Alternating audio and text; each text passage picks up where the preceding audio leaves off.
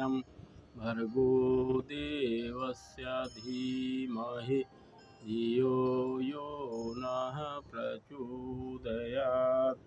वंशी विभूषितकरान्नवनीरदाभात् पीताम्बरादरुणबिम्बफलाधरोष्ठात् पूर्णेन्दुसुन्दरमुखादरविन्दनेत्रात् कृष्णात् परं किमपि तत्त्वमहं न जाने।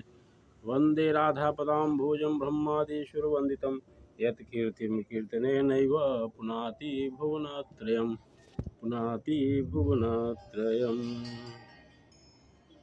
सभी भागवत प्रेमियों को राधे राधे। आइए आज पुनः इन आम पल्लवों की छाँव में बैठकर भागवत रस का पान करते हैं। हम लोग भागवत के 9वें स्कंद के अंतर्गत 10वें अध्याय पर भगवान श्री राम की चर्चा कर रहे हैं।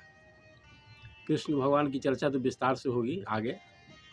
अभी भगवान राम का ही प्रसंग चल रहा है, जिसके बारे में हमने चर्चा किया था कि भगवान राम के मर्यादाओं को पालन किए बिना भगवान कृष्ण के चरित्र को नहीं समझा जा सकता है। और भगवान राम की मर्यादा क्या है, भगवान राम के नाम का क्या महत्व है, ये तो सब हम जानते ही हैं। भारत का बच्चा बच्चा राम की कथा जानता है, कुछ न कुछ एक ही दोहा जाने, मंगल भवन अमंगल हारी द्रवौ सुदशरथ अजिर बिहारी। ये तो हमको लगता है कि भारत के हर हिंदुओं के जुबान पर है।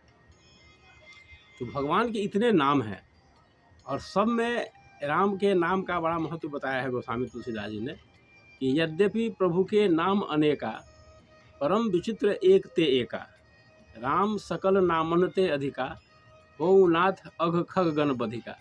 भगवान के तो अनेक नाम हैं, लेकिन उन्होंने कहा कि भगवान राम का नाम अघ खग गण बधिका, अनेक प्रकार के पापों के वन में अघ खग गण बधिका, पाप रूपी जो पंछी है उसको भगा देने के लिए काफ़ी है भगवान राम का नाम।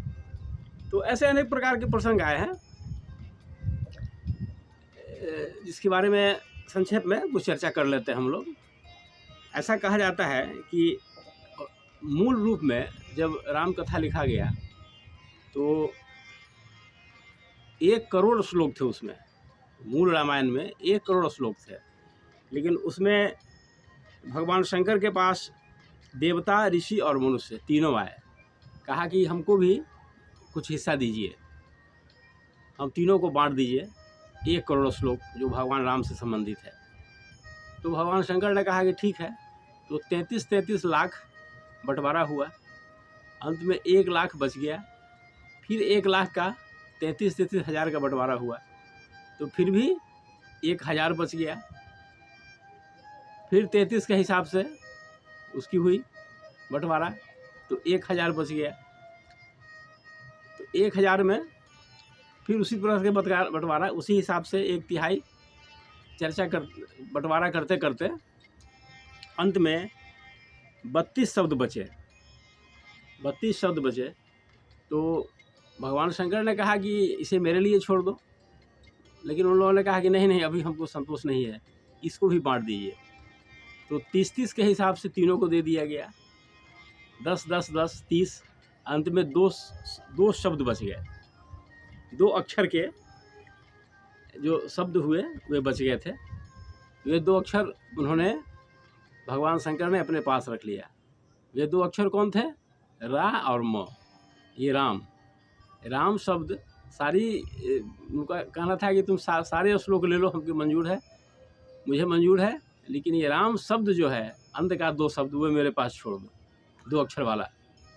तो राम का नाम उन्होंने अपने पास रख लिया और उसी राम के नाम का सतत स्मरण करते हैं भगवान शंकर, सतत जप करते हैं।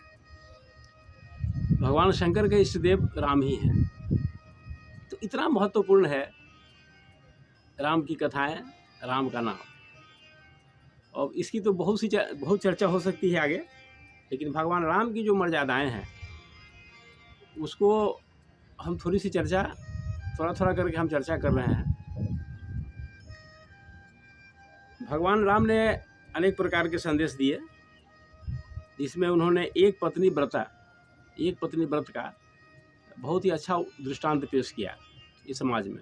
उस ज़माने के राजा महाराजा लोग अनेक पत्नियां रखते थे, लेकिन उस समय उन्होंने एक पत्नी व्रत का पालन किया जिंदगी भर। इन बातों से आज के दौर में लोग शिक्षा लेनी चाहिए कि ऐसा देखा जाता है हमारे समाज में, और पश्चिमीकरण जो हो रहा है हमारे समाज का, इसको देखते हुए जो विवाह के बाद भी विवाहेतर संबंध होते हैं, इससे परिवार के सामने संकट उपस्थित हो जाता है और पारिवारिक जीवन छिन्न भिन्न हो रहा है।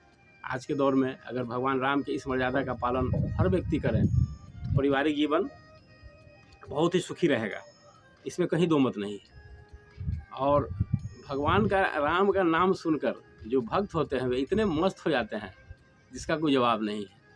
इसलिए भगवान ने ऐसा विधान बनाया कि शेष नाग पर यह धरती टिकी हुई है। इस बात को भी गौर से सुनिएगा, शेष नाग पर यह धरती टिकी हुई है। तो भगवान ने शेष नाग को कान नहीं दिया, इसलिए कहा जाता है कि उसकी प्रजाति के, उसकी जो जाति है शेष नाग की, जो भी सर्प हैं उनको कान नहीं है, उनको चक्षु सर्वा कहा जाता है। आँख से ही सब कुछ काम होता है उनका। तो कान इसलिए भगवान ने नहीं दिया, ऐसा संत लोग अपना मत व्यक्त करते हैं कि अगर कान होता तो भगवान की कथा सुनकर वे मस्त होकर के झूमने लगते। तो शेषनाग के सिर पर धरती है तो फिर धरती अस्थिर हो जाती, हिलने डुलने लगती, गिर जाती अपने कक्ष से। इसलिए भगवान ने शेषनाग को कान ही नहीं दिया और उसके प्रजाति के सभी सर्पों को कान नहीं दिया, ताकि वे भगवान की कथा सुन करके मस्ती में हिल डोल न करें और यह धरती व्यवस्थित रूप से अपने कक्ष में स्थिर रहे, ऐसा संत कहते हैं। तो आज हम इतने ही पर इस कथा को विराम देते हैं, फिर आगे चर्चा करेंगे। और आपसे अनुरोध कि नई पीढ़ी तक इन कथाओं को लेकर के आप जाइए, ताकि नई पीढ़ी हमारे संस्कृति को समझे राम कथा और कृष्ण कथा के माध्यम से। ओम शांति शांति शांति सर्वारिष्ट सुशांतिर्भवतु।